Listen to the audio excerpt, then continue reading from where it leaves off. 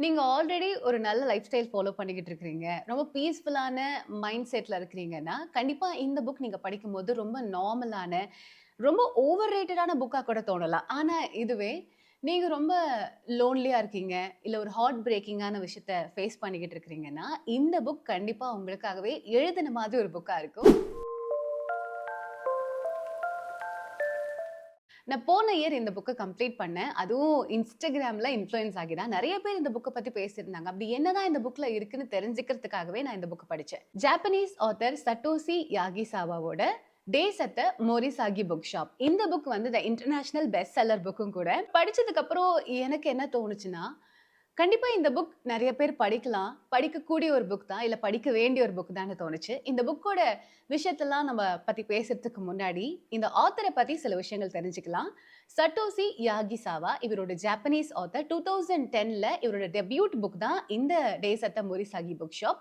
இந்த book in fact ஒரு படமா கூட அதுக்கு அடுத்த இயர்ல எடுத்திருக்கிறாங்க. இது ஒரு ஜாப்பனீஸ் லிட்ரேச்சர் புக் அப்படிங்கறத தாண்டி பொதுவாவே ஜாப்பனீஸ் மூவி ஆகட்டும் சரி, இல்ல புக்ஸ் ஆகட்டும் சரி, ஸ்லைஸ் ஆஃப் லைஃபா இருக்கும். அதாவது வாழ்க்கையில் நடக்கிற ஒரு விஷயத்த இல்ல ஒரு பகுதிய அப்படியே காமிக்கிற மாதிரியான விஷயங்கள தான் மோஸ்ட்லி அவங்க புக்காவும், மூவியாவும் எடுப்பாங்க. அதனால தான் அவங்களோட புக்ஸ் அண்ட் மூவிஸ் நெறைய பேர்த்தால கொண்டாடப்பட்டுக்கிட்டு இருக்கிற ஒரு மூவி அண்ட் புக்ஸா இருக்குன்னு நான் நெனைக்கிறேன். இந்த ஸ்டோரியோட ஸ்டார்ட்டிங்கே பிரேக்கப்ல இருந்து ஆரம்பிக்கும். டக்காக்கோவோட பிரேக்கப். அதாவது இவள லவ் பண்ணிட்டு இருக்க அந்த பையன், அதே டைம்ல இன்னொரு பொண்ணையும் லவ் பண்ணுவான். எந்த விதமான கில்ட்டுமே இல்லாம, இவனே வந்து அந்த பொண்ணுகிட்டயும் சொல்லுவான். "இங்க பாரு டக்காக்கோ, நான் இன்னொரு பொண்ண லவ் பண்றேன். அந்த பொண்ண கல்யாணம் பண்ணிக்கணும்னு நெனைக்கிறேன்." அப்படின்னு சொல்லிட்டு கேஷுவலா போயிடுவான். ஸோ இப்ப அவளால அந்த வொர்க்குக்கு ரிட்டர்ன் முடியாது. ஏன்னா, திரும்பவும் அவன் முகத்த பார்த்துட்டு, தன்ன சீட் பண்ணவனோட முகத்த பார்த்துட்டு, வொர்க் பண்றதெல்லாம் கண்டிப்பா ரொம்ப ஒரு கடுப்பான ஒரு விஷயமா தான் இருக்கும். ஸோ, அதனால அவ என்ன பண்றான்னா, அந்த ஜாப குவிட் பண்றா. நம்ம ஊர்லலாம் பொதுவா ஜாபுக்கு போனதுக்கு அப்புறமும் பையனானாலும் சரி, பொண்ணானாலும் சரி, பேரண்ட்ஸோட இருக்கிறது ரொம்ப நார்மலான ஒரு விஷயம் தான். ஆனா இந்த ஃபாரின் கண்ட்ரீஸ் அதாவது ஏசியன் கண்ட்ரீஸ்ல கூட நெறைய இடத்துல, ஜாபுக்கு போனதுக்கு அப்புறமா அவங்க தனியா ஒரு வீடு எடுத்து, தனியா ஒரு லைஃப் ஸ்டைல் தனக்குன்னு ஒரு ஒரு இடத்த செட் பண்ணிடுவாங்க. பேரண்ட்ஸ விட்டு. ஸோ அந்த மாதிரி தான் டக்காக்கோவும் இருக்கிறா. இப்போ அந்த வீட்டுக்கான ரெண்ட் குடுக்கணும். தன்னோட டே டு டே எக்ஸ்பென்ஸ பார்க்கணும். சேலரி இல்ல. என்ன பண்றதுன்னு யோசிச்சுட்டு இருக்கும்போது, இன்னும் அவ டிப்ரஷன் ஆயிடுறா. ஸோ அப்பதான் அவங்க அம்மா என்ன பண்றாங்கன்னா, இந்த விஷயம் தெரிய வந்து அவங்களோட தம்பிகிட்ட சொல்றாங்க. அதாவது டொக்காக்கோவோட அங்கிள் கிட்ட சொல்றாங்க. அங்கிள் வந்துட்டு நான் பார்த்துக்கிறேன் அப்படின்னு அம்மா கிட்ட நம்பிக்கை குடுத்துட்டு, டொக்காக்கோ கிட்ட கால் பண்ணி பேசுறாரு.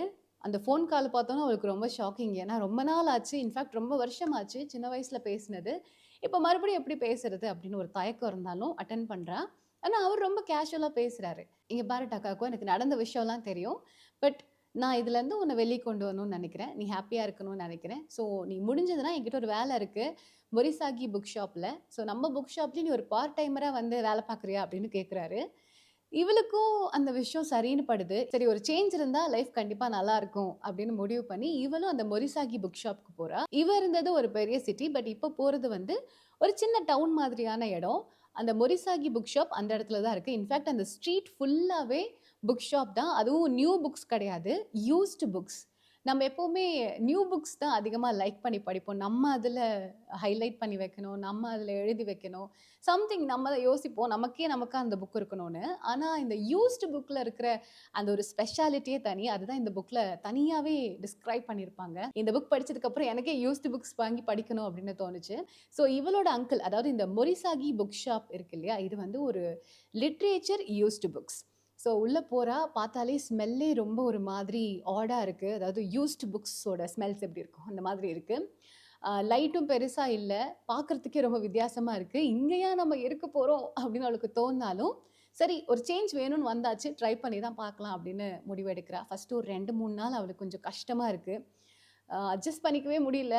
எப்படி இருந்த நம்ம இப்படி ஆயிட்டோமே அப்படிங்கிற மாதிரி இருந்தாலும், அடுத்து எதர்ச்சியா அந்த புக் ஷாப்ல இருந்து ஒரு புக் எடுத்து படிக்க ஆரம்பிக்கிறா. அவளுக்கு டைம் போனதே தெரியல. நைட்டு படிக்க ஆரம்பிச்ச அவ, விடிய விடிய அந்த புக்க படிச்சு முடிச்சிருக்கிறா. ஸோ அவளுக்கு அப்பதான் தெரிய வருது, இந்த பிரேக்கப்ல இருந்து நம்ம வெளிய வரதுக்கு இந்த ஒரு வழி நல்லா இருக்கே. இதையும் தாண்டி லைஃப் நெறையா இருக்கே அப்படின்னு அவளுக்கு தோணுது.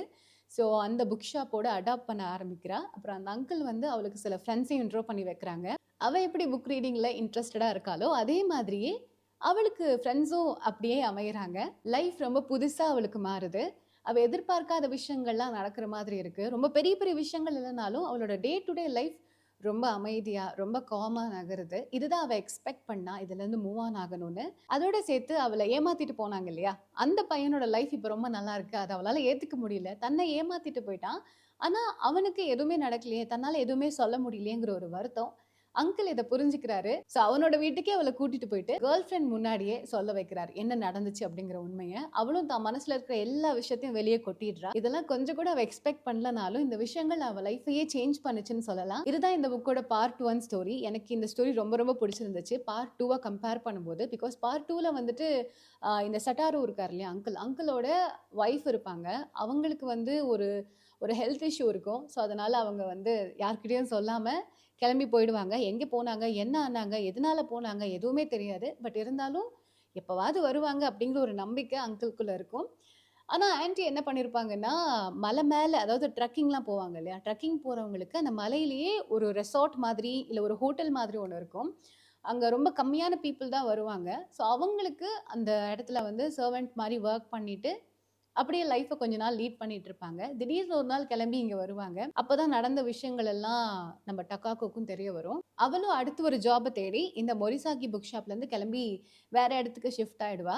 ஸோ அதுக்கப்புறம் ஆன்டி அங்கிளையும் சேர்த்து வச்சுட்டு லைஃப் அதே மாரி ரொம்ப அவளுக்கு ஸ்மூத்தா இருக்கும். இதுதான் இந்த ஸ்டோரி. இத படிக்கும் போதும், கேட்கும் போதும் ரொம்ப நார்மலா இருக்கும். யாருக்குன்னா ரொம்ப பீஸ்ஃபுல்லா இருக்கிறீங்க.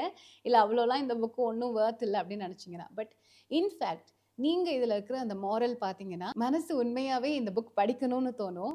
ஏன்னா, லைஃப்ல எல்லாருக்குமே ஒரு டிஃபிகல்ட்டான விஷயம் நடக்கும். நம்ம எக்ஸ்பெக்ட் பண்ணாத நெறைய இன்சிடென்ட் லைஃப்ல நடக்கும். அப்படி நடக்கும்போது, அவ்வளோதான் அப்படின்னு லைஃப் இல்ல. அதுலருந்து ஒண்ணு நம்ம கத்துக்க முடியும். அதுலருந்து நம்ம லைஃப் ஒரு நல்ல டர்னிங் பாயிண்ட்டா அமைஞ்சு, நெறைய விஷயங்கள், நெறைய மாற்றங்கள உருவாக்கும். ஸோ அதுதான் இந்த புக்கோட ஸ்டோரி. டகாகோக்கு எப்படி அவளோட பிரேக்கப்க்கு அப்புறமா இந்த புக்ஸ் அவ லைஃப்ல நெறைய நல்ல மாற்றங்கள உருவாக்குச்சோ, டகாகோவோட ஆன்டிக்கு அவங்களோட ஹெல்த் இஷ்யூ தெரிஞ்சதுக்கு அப்புறமா லைஃபே முடிஞ்சிருச்சுன்னு அவங்க யோசிக்காம, அதுக்கப்புறமும் தனக்கான ஒரு இடத்த பார்க்கணும், இல்ல தனக்கு பிடிச்ச விஷயத்த செய்யணும்னு அவங்க யோசிச்சாங்களோ, அதே மாதிரி தான் நம்மளும் நம்ம லைஃப்ல யோசிக்கணுங்கிற ஒரு மாரலா இந்த புக் நமக்கு சொல்லுது. தமிழ் லிட்ரேச்சர் படிச்சு வளர்ந்தவங்க, திடீர்னு ஒரு ஜாப்பனீஸ் லிட்ரேச்சர் படிக்கும்போது நம்ம கொஞ்சம் கனெக்ட் பண்ணிக்கிறது கஷ்டமா இருக்கும். பட் ஸ்டோரிய பொறுத்தவரைக்கும் ரொம்ப இன்ட்ரஸ்டிங்கா தான் இருக்கு. அண்ட் இந்த புக் பத்தி நீங்க என்ன நினைக்கிறீங்க? ஆல்ரெடி இந்த புக்க படிச்சிருக்கிறீங்களா? இந்த புக் பத்தி உங்களோட ஒப்பீனியன்ஸ் என்ன அப்படிங்கிறத எனக்கு ஷேர் பண்ணுங்க. அண்ட் இந்த வீடியோ உங்களுக்கு பிடிச்சிருந்தா மறக்காம லைக் பண்ணிடுங்க. இதுக்கப்புறமா இன்னொரு பார்ட்டும் வந்திருக்கு. More days at the Morisaki bookshop. அந்த புக் நான் இன்னும் படிக்க ஆரம்பிக்கல. அந்த புக் படிச்சதுக்கு அப்புறமா அதுவும் எப்படி இருக்குன்னு சொல்றேன். அதோட சேர்த்து I want to die but I want to eat tteokbokki அப்படிங்கிற ஒரு கான்வர்சேஷனல் டைப் புக்கும் படிச்சுக்கிட்டு இருக்கேன். அதுல ஒரு ஹாஃப் புக் வந்துட்டேன். இன்னொரு ஹாஃப் தான் இருக்கு. அதையும் படிச்சு முடிச்சதுக்கு அப்புறம் இந்த 2 புக்கும் எப்படி இருக்குங்கிறத நான் அடுத்த வீடியோலயும் இல்ல அதுக்கு அடுத்த வீடியோலயும் கண்டிப்பா அப்டேட் பண்றேன். நெக்ஸ்ட் ஒரு வீடியோல இன்னொரு சூப்பரான புக்கோட மீட் பண்ணலாம். பை.